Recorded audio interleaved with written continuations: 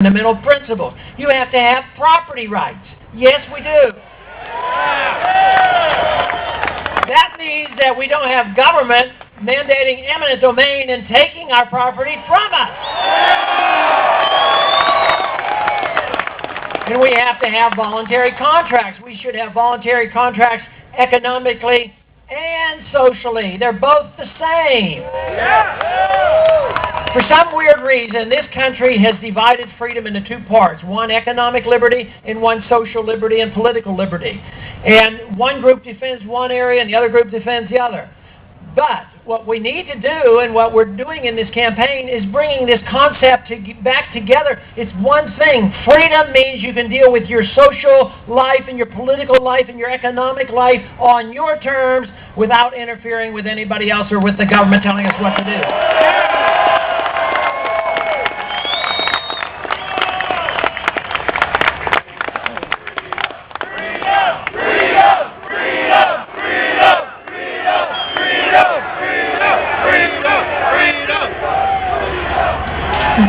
The other responsibility in our Constitution, because the founders of this Constitution understood very clearly that inflation was evil and bad and was a sinister tax, and that is to have a sound currency. But we don't have a sound currency, so what we need is sound currency, voluntary contracts, property rights, low taxation, like zero income tax.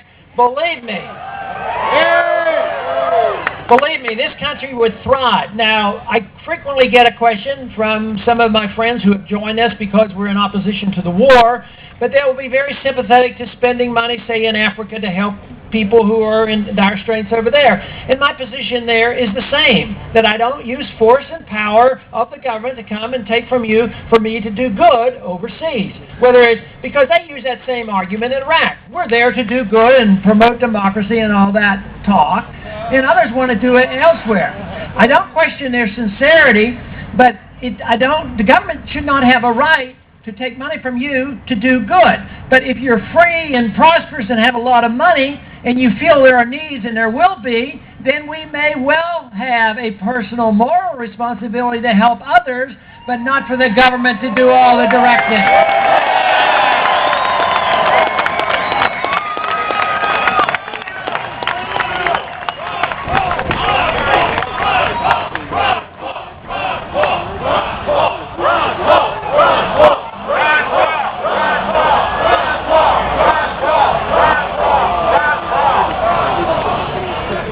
Very often, individuals in the media and elsewhere will ask, well, how long will this take?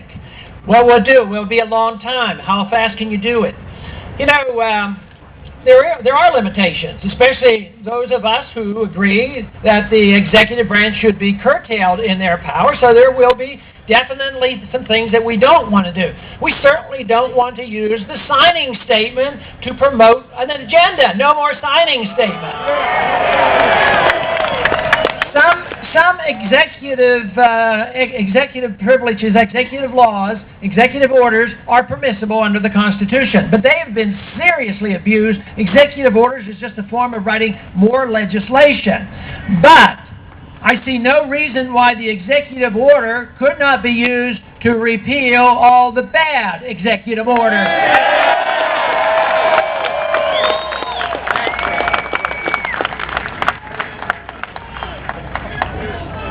It hasn't only been the Congress, it hasn't only been the executive branch that has been neglectful of our constitutional prerogatives and the limitations on government. It has been our courts as well. Our courts have legislated, our executive branch legislate, and our Congress sometimes doesn't legislate when it's supposed to, but when they do, they're usually doing the wrong thing.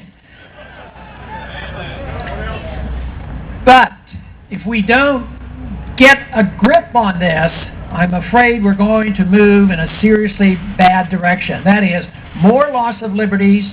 If we have an economic crisis, which indeed has come to every other country when it spends beyond its means and has an empire that it can't maintain, if we don't have our say, if we don't have our new declaration heard loud and clear, there will be many others that will argue the case that there hasn't been enough government and we need more government, so we need to get hold of this.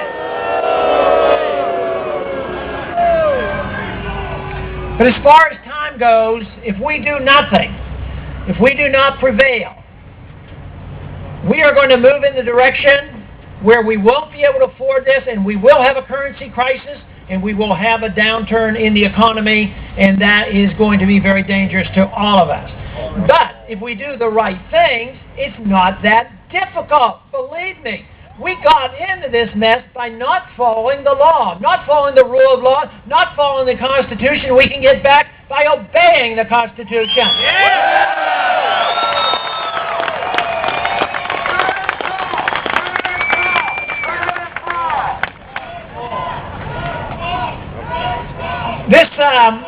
This rally, indeed, I haven't counted everybody, but it certainly does look bigger than a few spammers.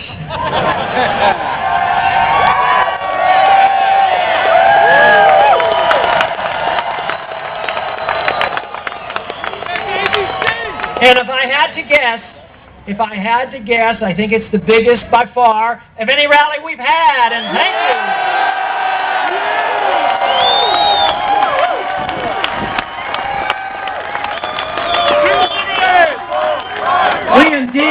We indeed should be very encouraged. This is unique. This is historic. We're in a place where we ought to feel the energy of the founders, feel the energy of a Declaration of Independence which was truly alive and well. Indeed, the theme of the Constitution and sound money. This is a great, great rally, and hopefully it is the very beginning of a continuation of a successful campaign. Thank you very much.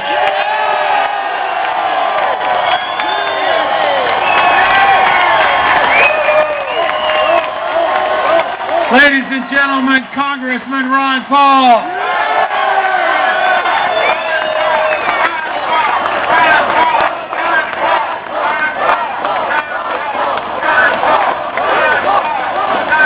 I have one announcement to make.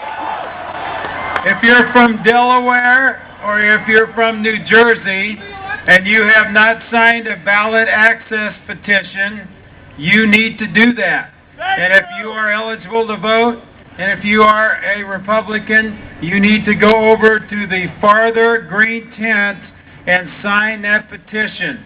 Please help us do that if you're from Delaware or from New Jersey.